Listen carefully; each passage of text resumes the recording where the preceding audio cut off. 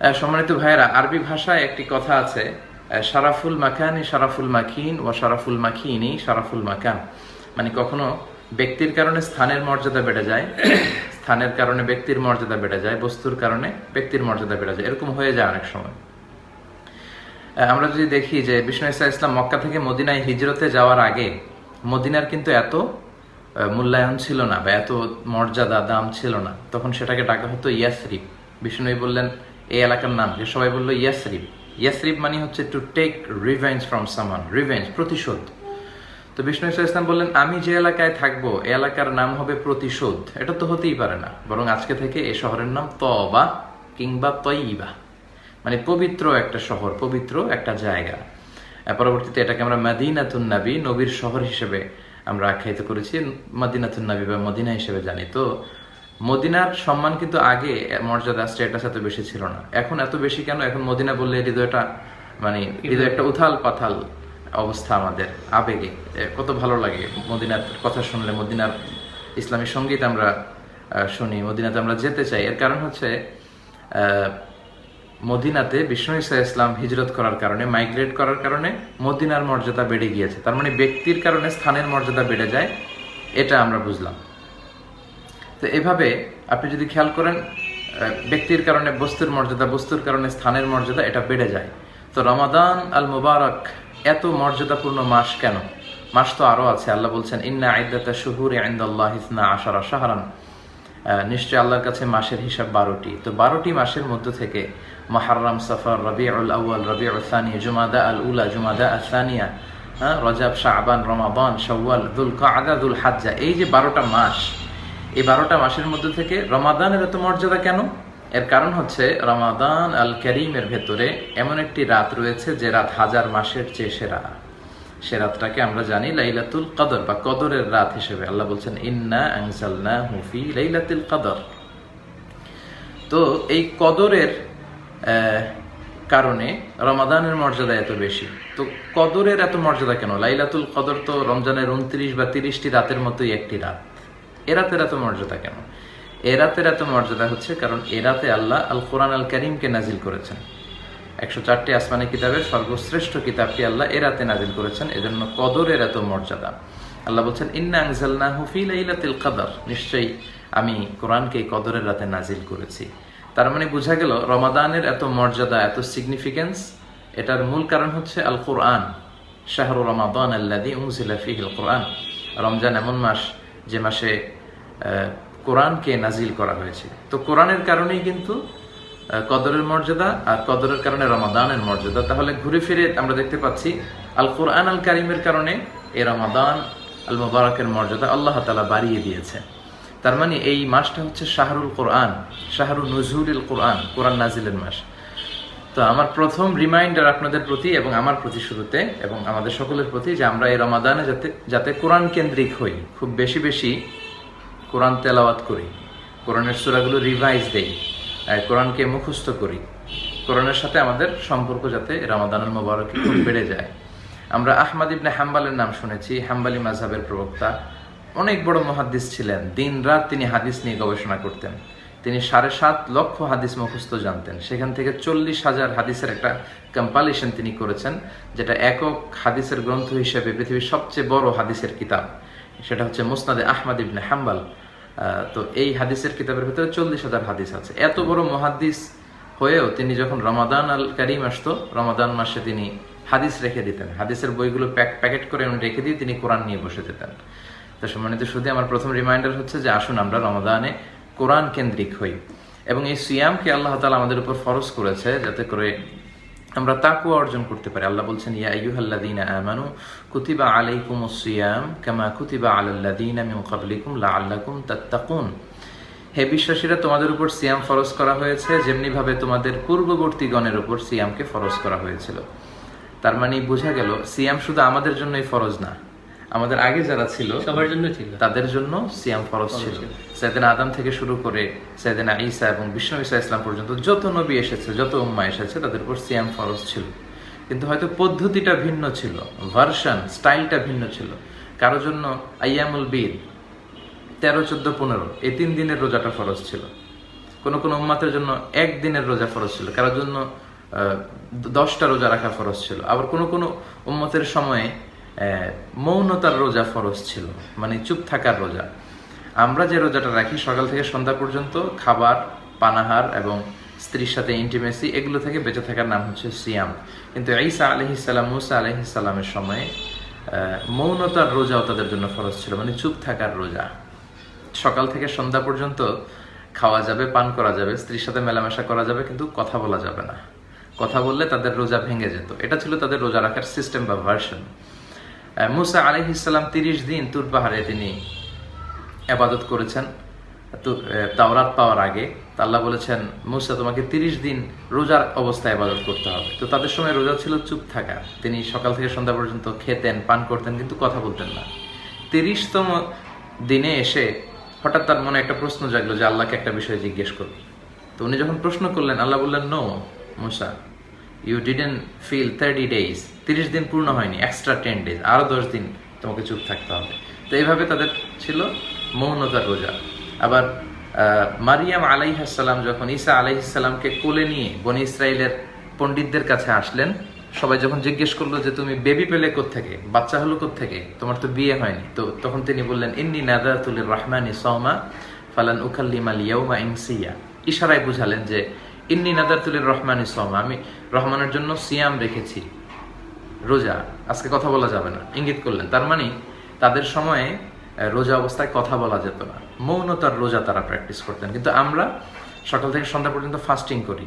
তো এই যে কামা কুতিবা আলাল্লাযীনা মিন ক্বাবলিকুম দিয়ে বোঝা যাচ্ছে সব উম্মাতের সময়ই রোজা ফরজ ছিল, হয়তো সংখ্যার ভিন্নতা ছিল কিংবা পদ্ধতির ভিন্নতা ছিল।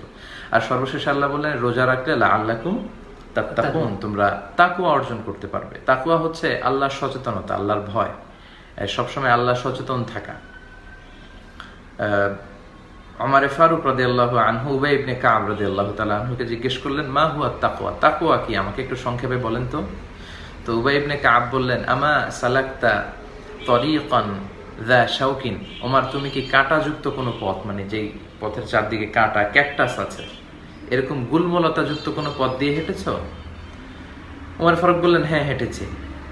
উবাই বললেন, তো কেমন করে হেঁটেছো? তিনি বললেন, ইজতাহাদতু ওয়া তাশাম্মারতু, আমি এমন ভাবে হেঁটেছি, আমার জুব্বা, আমার জামা, আমার চাদরকে আটোসাটো করে, যাতে কাঁটা আমার গায়ে না লাগে। খুব সচেতন ভাবে আমি এই রাস্তা দিয়ে হেঁটেছি, যেহেতু চারদিক থেকে কাঁটা। উবাই ইবনে কাব বললেন, হাযা হুয়াত তাকওয়া, যালিকা হুয়াত তাকওয়া, ওমর এটাই হচ্ছে তাকওয়া। দুনিয়ার পথে চলতে যে শয়তানের হাতছানি, দুনিয়ার লোভ, অহংকার, হিংসা, বিভিন্ন বিষয় ডান দিক থেকে বাম দিক থেকে কাঁটার মতো তোমাকে আষ্টে পৃষ্ঠে বেঁধে রাখতে চাইবে।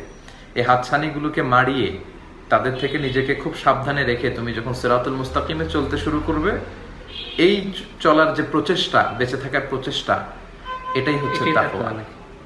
তো এই সিয়াম পালনের মধ্য দিয়ে আমাদের তাকওয়া অর্জিত হয়। জাকির বিন ইসরাফিলকে ধন্যবাদ, সে লিখেছে যে আলোচনার শেষের দিকে আপনারা সবাই প্রশ্ন করবেন।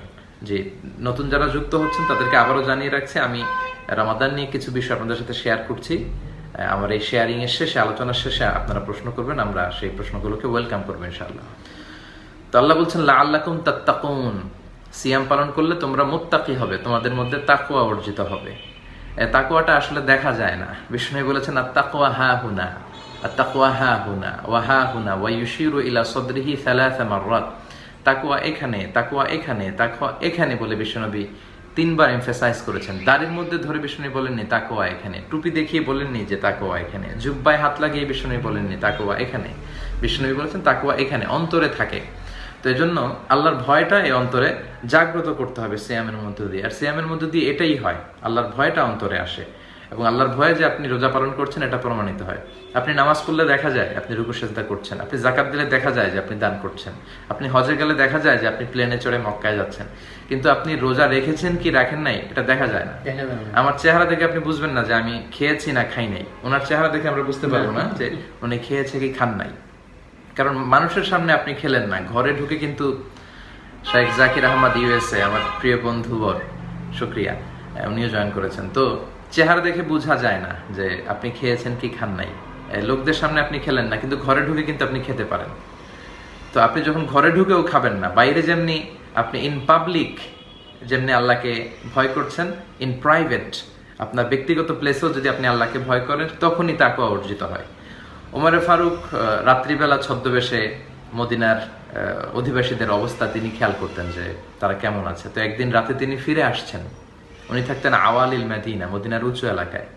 তো ছদ্মবেশে সবার খোঁজখবর নিয়ে যখন ফিরে আসছেন, হঠাৎ দেখতে পেলেন প্রাচীর ঘেরা একটি ঘর, এবং সেই ঘরের ভেতর থেকে দুইটি মহিলার কণ্ঠ ভেসে আসছে। তো উনি দাঁড়িয়ে শুনতে আরম্ভ করলেন।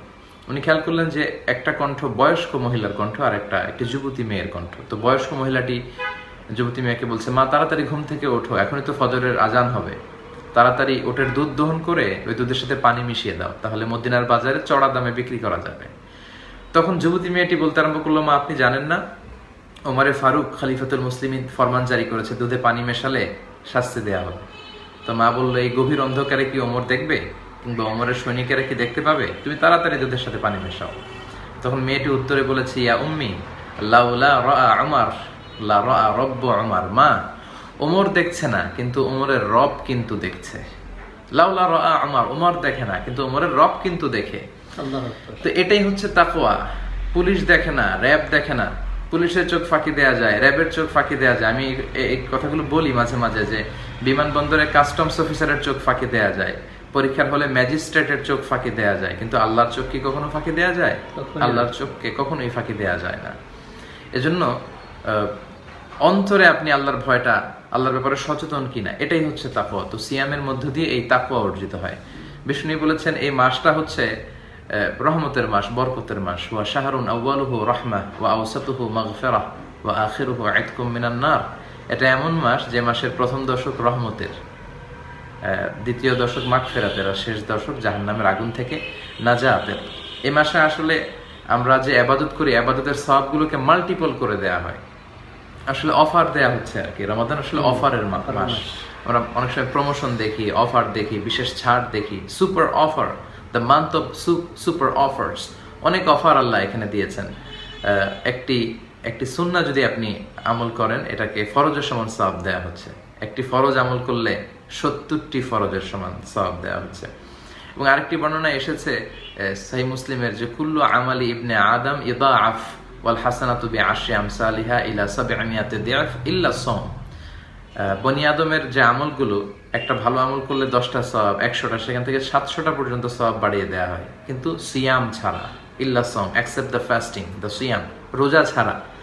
কারণ এই রোজা হচ্ছে ফাইন্নাহু লি ওয়া আনা আজজি বি। রোজা তো আল্লাহ বলে এটা আমার জন্য বান্দা রেখেছে, এর কি সওয়াব দেবে এটা আমি জানি। এখানে 100, 500, 700, 1000, শত কোটি কোনো ধর্তব্য না। কত বিলিয়ন মিলিয়ন কোটি যে তিনি দিয়ে যেতে পারেন তার কোনো ইয়ত্তা নেই। তো এই জন্য এই রমাদান হচ্ছে সওয়াবকে, the rewards are multiple in this blessed month of Ramadan. এই রমাদানে আপনার সওয়াবগুলোকে মাল্টিপল করে দেয়া হবে।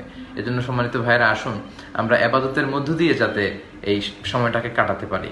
এবং বিষ্ণু বলেছেন যে মান কামা রমাদানা ঈমানান ওয়া ইহতিসাবা গুফিরা লাহু মা তাকাদ্দামা মিন যামবি। এই রমাদানে ঈমানের সাথে এবং সওয়াবের প্রত্যাশী হয়ে যারা কিয়ামুল লাইলে অংশগ্রহণ করবে, তারাবির নামাজ, তাহাজ্জুদের নামাজ, তাদের যে পাপগুলো হয়েছে, গুনাহগুলো হয়েছে, আল্লাহ সেগুলো মাফ করে দিবে। আমিন। আরেক বর্ণনায় বলেছেন মান সামা রমাদানা ঈমানান ওয়া ইহতিসাবা গুফিরা লাহু মা তাকাদ্দামা মিন যামবি। যারা সওয়াবের প্রত্যাশী হয়ে বিশ্বাস সহকারে সিয়াম পালন করেছে, আল্লাহ তাদের আগের সব গুনাহগুলো মাফ করে দিবে। এবং আপনাদের জন্য সম্মানিত ভাইরা, যারা আপনারা এই যে সিয়াম পালন করতে যাবেন, আমরা যারা সিয়াম পালন করব, আমাদের জন্য স্পেশাল একটা গেট থাকবে।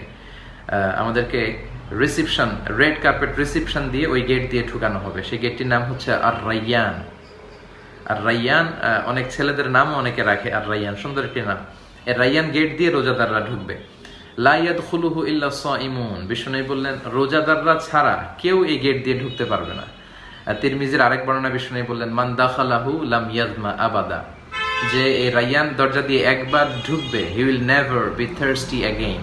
সে কখনো তৃষ্ণার্ত হবে না। তার গলার তৃষ্ণা আল্লাহ শেষ করে দিবেন, মিটিয়ে দিবেন, চিরবিদায় করে দিবেন। তিনি আর কখনোই তৃষ্ণার্ত হবে না। এবং হাদিসে এসেছে সিয়াম এবং কোরআন এই দুইটি বিষয় কিয়ামতের দিন আমাদের পক্ষে সুপারিশ করবেন। বিষ্ণু বলেন ফায়ুশাফাআন, এই সুপারিশগুলো আল্লাহ তাআলা তিনি গ্রহণ করবেন। তো এই জন্য এই রমাদানে যাতে আমরা বেশি বেশি কোরআন কেন্দ্রিক হই এবং কোরআনের শাফাআত লাভে যেন আমরা ধন্য হতে পারি। এই যে কালকে থেকে যে সিয়াম আসবে, বিষ্ণু বলেছেন জান্নাতের দরজাগুলো খুলে দেওয়া হবে। the doors of the heavens will be opened. إذا جاء رمضان فتحت أبواب السماء وغلقت أبواب جهنم, and the doors of hellfire will be closed. এক মাসের জন্য বন্ধ করে দেওয়া হবে জাহান্নামের দরজা। এবং বিষ্ণু বলেছেন সুফিদাতি শায়াতিন, শয়তানকে শিকলবন্দি করা হবে, চেইন আপ করা হবে। তো আমাদেরকে অনেকে প্রশ্ন করে যে এই রমাদানে যদি শয়তানকে চেইন আপ করা হয়, শিকলবন্দি করা হয়, তাহলে রমাদানেও তো মানুষ মিথ্যা কথা বলে, রমাদানে মানুষ ঘুষ খায়, রমাদানে হত্যাকাণ্ডের ঘটনাও তো ঘটে, তো এটা কেমন করে হয়? সেটাই তো। এটার কারণ হচ্ছে শয়তান কিন্তু দুই ধরনের, একটা জিন শয়তান, একটা মানুষ শয়তান। জিন শয়তানকে আল্লাহ চেইন আপ করে, কিন্তু মানুষ শয়তানকে আল্লাহ চেইন আপ করে না। এবং আপনার নাফসের ওয়াসওয়াসার কারণেও মানুষ এই পাপগুলো অনেক সময় করে থাকে। তো আমাদের রবিউল ইসলাম ভাই ইমাম সাহেব, আমার বন্ধুবর, উনি বলেছেন ক্যামেরাটা বাঁকা হয়েছে, আমরা একটু সোজা করে নেওয়ার চেষ্টা করি। আচ্ছা, তো আবার দেখবেন যে আপনার, আমি একটা উদাহরণ দিয়ে বোঝাতে চেষ্টা করি যে আপনার ঘরের ফ্যান ফুল স্পিডে ঘুরছে, তা আপনি এখনই সুইচ বন্ধ করলেন ফ্যান বন্ধ করার জন্য, তো যখনই সুইচটা চাপলেন ফ্যানটা কি সাথে সাথেই বন্ধ হয়ে যায়? আস্তে আস্তে না, একটা সময়, 1 মিনিট পরে, 1.5 মিনিট পরে আস্তে আস্তে ফ্যানটা বন্ধ হয়। তো আপনি সারা বছর যখন পাপ করেছেন, অন্যায় করেছেন, ওগুলোর ধাক্কাতেও আপনি রমাদানেও অনেক সময় পাপ করে ফেলেন। এটা একটা কন্ট্রোলে আসতেও সময় লেগে যায়। তো এই জন্য এই বরকতের মাসে আমাদেরকে প্রস্তুতি নিতে হবে, এই মাসের জন্য নিজেদেরকে গড়তে হবে। এবং এই মাসের বারাকার কোনো শেষ নেই। আমরা যদি মুসলমানদের বিজয়গুলোর দিকে তাকাই, এই রমাদানে অনেক বিজয় অর্জিত হয়েছে। আমাদের প্রথম বিজয় বদরের যে বিজয়, এটা কিন্তু 17 রমজানে হয়েছে। তারপরে আমাদের ফাতহে মক্কা, মক্কা বিজয় কিন্তু 20 রমজানে হয়েছে। তারিক বিন জিয়াদের নেতৃত্বে আন্দালুসিয়ার বিজয় হয়েছে এই রমাদানে। ঈসা আলাইহিস সালামকে উঠিয়ে নেওয়া হয়েছে রমাদানে। তারপর ইসরায়েলদের কাছ থেকে তুর পাহাড়কে মিশরীরা ছিনিয়ে নিয়েছে রমাদানে। অনেক বরকতের ঘটনা ঘটেছে। এবং বিশ্বনবী তো 2 মাস আগ থেকে প্রিপারেশন নিতেন রমাদানের জন্য, এবং দোয়া করতেন আল্লাহুম্মা বারিক লানা ফি রজব ওয়া শাবান ওয়া বাল্লিগনা রমাদান। এবং আজকে যদি তারাবি হয় তাহলে আজকে এই দোয়াটি বন্ধ হয়ে যাবে। আর এখন যেহেতু শাবান চলছে, আমরা পড়তে পারি যে আল্লাহুম্মা বারিক লানা ফি শাবান ওয়া বাল্লিগনা রমাদান। আল্লাহ শাবানের বরকত আপনি নসিব করুন এবং রমাদানে আপনি আমাদেরকে পৌঁছিয়ে দিন। তো সম্মানিত সুধী, বিষ্ণু ঈসা ইসলাম এই রমাদানকে ওয়েলকাম জানানোর জন্য শাবানের শেষ দিনে, মানে আজকের এই দিনটিতে একটি ভাষণ দিয়েছেন। বলেছেন কদ আদাল্লাকুম শাহরুন আযীম ইয়া মা'আশারান নাস, হে মানুষেরা, তোমাদের সামনে চমৎকার একটা রাত আসছে, মহান একটা সুমহান একটি মাস আসছে তোমাদের সামনে, যে মাসটাকে বলা হচ্ছে শাহরুস সবর, ধৈর্যের মাস, সহমর্মিতার মাস। এভাবে তিনি শাবানের শেষ দিনে সবাইকে এডুকেট করতেন, রমাদানের ব্যাপারে ইনস্ট্রাক্ট করতেন। এজন্য সম্মানিত সুধী, আমি বলবো যে যেহেতু রমজান একেবারে অত্যাসন্ন, আসুন আমরা রমাদানের ব্যাপারে প্রস্তুতি নেওয়ার জন্য আমরা একটা প্ল্যান করি, একটা প্রিপারেশন আমাদের থাকা উচিত। We should take a constructive plan to pass the holy Ramadan in a fruitful way. আমরা যদি পরিকল্পনা না করি তাহলে রমাদানের অনেক বারাকা হয়তো আমাদের থেকে মিস হয়ে যেতে পারে। We should take a plan. তো সম্মানিত সুধী, এই রিমাইন্ডারটা একটু আমরা নেই, একটু খেয়াল রাখবেন যে আজকে রাতেই বা কালকে রাতেই আমরা যাতে আমাদের ডায়েরিতে বা সাদা কাগজে আমরা একটা প্ল্যান নেই। প্ল্যান কিন্তু খুবই গুরুত্বপূর্ণ। প্ল্যান প্ল্যান প্ল্যান প্ল্যান ছাড়া মানুষ কখনো, পরিকল্পনা ছাড়া, সুন্দর পরিকল্পনা ছাড়া মানুষ সফল হতে পারে না। তো এই বরকতের মাসের সর্বোচ্চ বরকত যাতে আমরা হাসিল করতে পারি, আমরা যাতে একটা প্ল্যান করি। সেখানে আপনি কতটুকু সালাত পড়বেন, কিয়ামুল লাইল করবেন, কোরআন কতটুকু পড়বেন, কোন তাফসিরটা পড়বেন, কতজন মানুষকে ইফতারি করাবেন, নিজের মধ্যে কোনো বাজে অভ্যাস থেকে থাকলে কিভাবে সেটা থেকে নিজেকে দূর করবেন, নিজের সাথে নিজের একটা বোঝাপড়া এবং এই প্ল্যান যেন আমরা থাকি। এই পর্যায়ে কয়েকটি টিপস আপনাদের সাথে শেয়ার করে আমরা প্রশ্নোত্তর পর্বে যাব যে এই রমাদানে আমরা কি কি কাজ করতে পারি, কি কি কাজ করার মধ্য দিয়ে একটা ফ্রুটফুল রমাদান আমরা কাটাতে পারি। প্রথমত অবশ্যই আমরা সিয়াম পালন করব, যেহেতু সিয়ামকে আল্লাহ ফরজ করেছেন। এই সিয়ামের মধ্য দিয়ে আমরা আল্লাহ সন্তুষ্টি অর্জন করব। এই সিয়াম কিন্তু ফরজ, এটা নফল নয়। ফামান শাহিদা মিনকুম শাহরা ফালিয়াসুমহু, তোমাদের মধ্যে থেকে যারা এই রমাদান পায় তারা যেন সিয়াম পালন করে, রোজা রাখে। তো এই রোজা রাখাটা ফার্জ। কেউ যদি অসুস্থ থাকে কিংবা সফরে থাকে তাদের জন্য আল্লাহ হয়তো ফাস্টিং এর এক্সাম্পশন দিয়েছেন। তাছাড়া সবাইকে এই সিয়াম পালন করতে হবে। তো আমরা তো সিয়ামটা পালন করব, পাশাপাশি আমরা সালাদগুলো জামাতে আদায় করার চেষ্টা করব। যেহেতু নফল করলে ফরজ, ফরজ করলে 70টা ফরজ, এবং সওয়াবকে মাল্টিপল করা হয়েছে, দ্বিগুণ তিনগুণ জ্যামিতিক হারে সওয়াব বাড়িয়ে দেওয়া হচ্ছে। তো আমাদের জামাতগুলো যাতে মিস না হয়। আরেকটি বিষয় বলবো যে আমরা যদি সুযোগ হয় অন্য ভাইকে ইফতারি করাতে পারি। আপনার প্ল্যানে আজকে রাতে যে প্ল্যানটা আপনি করবেন 1 মাসের জন্য, সেখানে আপনি কয়জনকে ইফতারি করবেন সুনির্দিষ্টভাবে লিখবেন। আমার আলোচনা যারা পছন্দ করেন, বিশেষ করে যুবকেরা, তোমরা আমার আলোচনা পছন্দ করো, আমিও তোমাদেরকে পছন্দ করি। আমি তোমাদেরকে বলবো যে আজকে রাতেই তোমার ডায়েরিতে বা কাগজে তুমি একটা নোট করবে যে আলোচনা থেকে যে মোটিভেশনাল কথাগুলো বলা হয়েছে তোমাদের জন্য, তো তোমরা নোট করবে যে কয়জনকে তুমি ইফতারি করাবে, তুমি কত রাকাত তুমি তাহাজ্জুদ পড়বে, তুমি প্রতিদিন কয় পৃষ্ঠা কোরআন পড়বে, এই প্ল্যানগুলো তুমি নিবে। এবং বিষ্ণু বলেছেন যে কাউকে যদি ইফতারি করানো হয়, ওই লোকের যে সওয়াব আমি ইফতারি করানোর কারণে আমারও সেই সওয়াব। এক সাহাবী বললে, ইয়া রাসূলুল্লাহ, ইফতারি করানোর মতো এত টাকা তো আমাদের নেই। বিষ্ণু বলেন, ওয়ালাউ বিশুর বা তিমা, এক ঢোক পানি দিয়েও যদি করাও, ওয়ালাউ বি তামরা, কাউকে একটা খেজুর দিয়েও যদি করাও, ওয়ালাউ বি আযকাতি লাবান, এক ঢোক দুধ দিয়েও যদি কাউকে ইফতারি করান, তাহলেও সেই সওয়াবটা পাওয়া যাবে। তো ফুল প্যাকেজের ইফতারি যদি কাউকে আপনি দিতে না পারেন, একসাথে যদি আপনারা ইফতারি করেন, আপনার প্লেটের খেজুর থেকে আপনি আরেক প্লেটে একজনকে একটা খেজুর দিলেন, আবার আপনি খাচ্ছেন, আপনি একটা পেঁয়াজও আমাকে দিলেন, তো এতেও কিন্তু আমরা এই সওয়াবগুলো পেতে পারি। রমাদান যেহেতু কোরআনের মাস, অবশ্যই আমরা কোরআন তেলাওয়াত করব এবং এক খাতাম যারা কোরআন পারি না শুদ্ধ করে কোরআন শিখার চেষ্টা করব। খায়রুকুম মান তাআল্লামাল কোরআন ওয়া আল্লামা, যে নিজে কোরআন পড়ে অন্যকে পড়ায় দেয়, শিখায় দেয়, এদের চেয়ে শ্রেষ্ঠ আর হতে পারে না। আমরা যেন শ্রেষ্ঠ হই। তো আমরা নিজেরা পড়বো, অন্যকে শেখাবো। পাশাপাশি তেলাওয়াতুল কোরআনের ক্ষেত্রে বলবো এক খতম যাতে কোরআন হয়। অনেকের জন্য কষ্ট হয়ে যায়। আমি ছোট্ট একটা টিপস শেয়ার করি। আপনারা জানেন যে হেফজ কোরআন যেটা, সেটাতে 20 পৃষ্ঠায় 1 পারা হয়। তো আপনি প্রতিদিন প্রত্যেক রাকাত, প্রত্যেক ওয়াক্ত সালাতের পরে যদি আপনি 4 পৃষ্ঠা করে কোরআন পড়েন, তাহলে 5 ওয়াক্ত নামাজে কয় পৃষ্ঠা হয়? 4 5 20। তো 20 পৃষ্ঠায় কিন্তু আপনার 1 পারা হয়ে যায়। এভাবে আপনি খুব সহজেই 1 মাসে পুরো কোরআনটাকে খতম করে দিতে পারবেন। তার মানে ফজরের পরে 4 পৃষ্ঠা কি খুব বেশি হবে? কষ্ট হবে না। জোহরের পরে 4 পৃষ্ঠা, আসরের পরে 4 পৃষ্ঠা, মাগরিব এশার পরে 4 পৃষ্ঠা, ফলে একদিনে হয়ে গেল 20 পৃষ্ঠা, তো 1 পারা হয়ে গেল। এভাবে আপনি খতম করে দিতে পারেন। পাশাপাশি সালাতুত তারাবিহ পড়বেন, সালাতুল কিয়ামুল লাইল করবেন, সালাতুত তাহাজ্জুদ, এটা খুবই গুরুত্বপূর্ণ। তাহাজ্জুদের মধ্য দিয়ে মানুষ আল্লাহর খুব কাছে যায়। ঘুমের কিছু আরবি আছে কোরআনে, যেমন নআস মানে তন্দ্রা। নআস মানে হচ্ছে তন্দ্রা, মানে আপনার একটু ঝিমুনি, ড্রোজি ফিলিং আসছে, এটাকে বলে নআস, কোরআনে এসেছে আমানাতে নআসান। আবার ঘুমের আরেকটা আরবি আছে সিনা, এটাকে বলে লাইট স্লিপ, হালকা ঘুম। আরেকটা হচ্ছে নাউম মানে সিম্পল ঘুম। কোরআনে এসেছে লা তাআখুযুহু সিনাতু ওয়ালা নাউম, আল্লাহর ঘুম তন্দ্রা কোনোটাই আসে না। অনেক ক্ষেত্রে তো ঘুমায় সারাদিন, এটা যতটুকু প্রয়োজন ঘুমানোর ততটুকু সে ঘুমাতে পারে। কিন্তু ঘুমের সবচেয়ে গভীর ঘুমের যে আরবিটা, সেটা হচ্ছে হুজুদ। শেষ রাতে যে ঘুমটা আপনার আসে, কাঁথা কম্বল টেনে টেনে ঘুমাতে মনে চাইছে, ওই ঘুমটাকে বলে হুজুদ। তো এই হুজুদের ঘুমকে স্যাক্রিফাইস করে আপনি যে সালাতটা পড়েন, ওই সালাতটাকেই বলে সলাতুল হুজুদ বা সলাতুত তাহাজ্জুদ। ওমিনাল লাইলি ফাতাহাজ্জাত বিহি নাফিলাতাল লাক আসা আন ইয়াবআসাকা রাব্বুকা মাকামান মাহমুদা। তাহাজ্জুদের মাধ্যমে সম্মান বেড়ে যায়। তো সাহারি খেতে তো আমাদের উঠাই লাগে। অন্যান্য মাসে হয়তো অনেক সময় উঠা হয় না, 3টার দিকে 4টার দিকে ওঠা আসলে কষ্টকর, কিন্তু রমাদানে তো সাহারি খেতে আমাদের উঠাই লাগবে। তো এই জন্য সাহারির আগে পড়ে আমরা যেন 2 রাকাত 4 রাকাত 8 রাকাত যতটুকু সম্ভব হয় তাহাজ্জুদের সালাত পড়ি।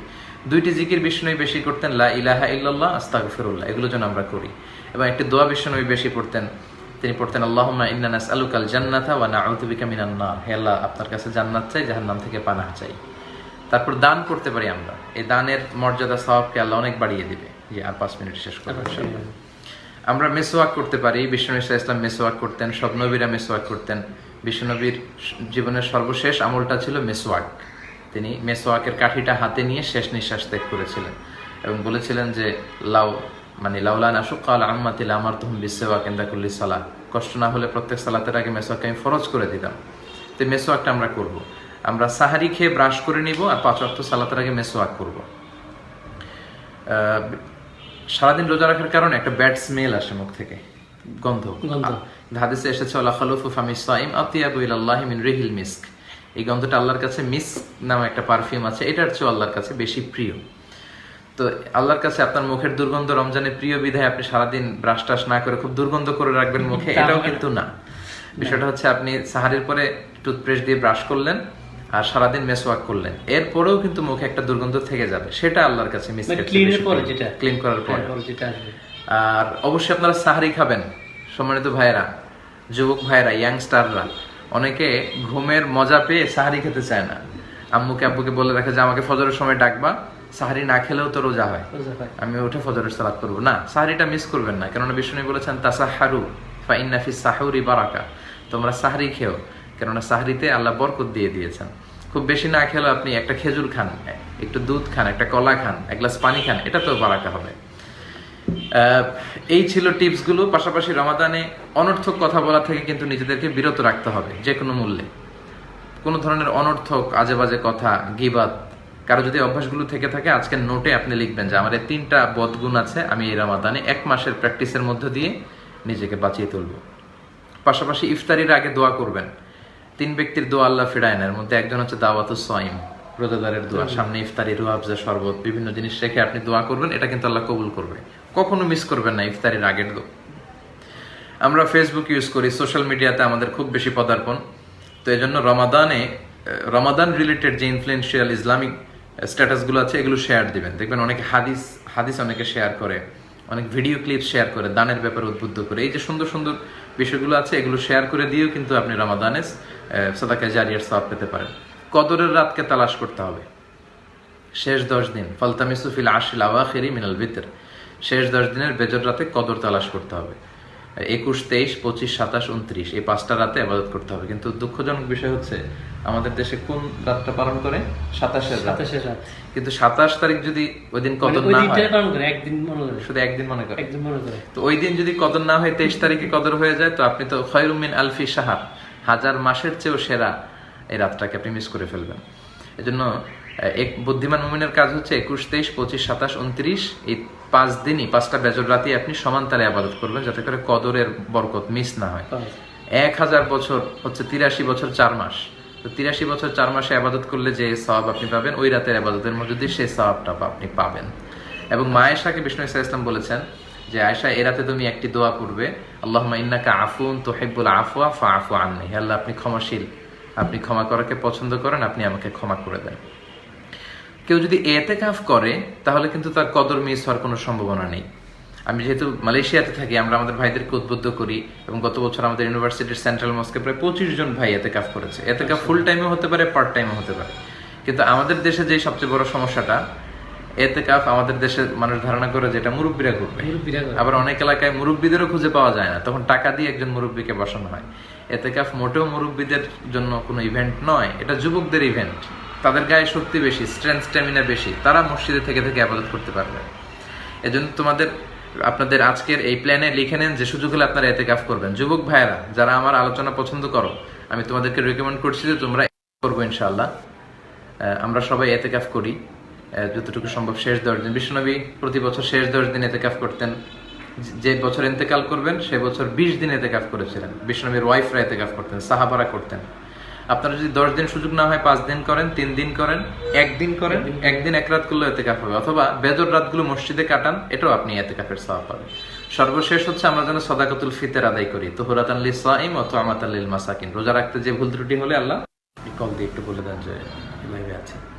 তো আপনি সাদাকাতুল ফিতরের জন্য আমরা ঈদগাহে যাওয়ার আগে আদায় করি, কেননা বিষ্ণু বলেছেন মান আদাহা ক্বাবলা সালাহ ফাহিয়া যাকাতুন মাকবুলা। জাকির ইতিকাফ করবে এবার, আজকের এই লাইভের মধ্যে দিয়ে সে জানিয়েছে। জাকিরকে অত্যন্ত শুকরিয়া জানাচ্ছি। জাকির, তোমরা যারা আছো তোমাদেরকে দেখে অন্যরা উদ্বুদ্ধ হবে ইনশাআল্লাহ।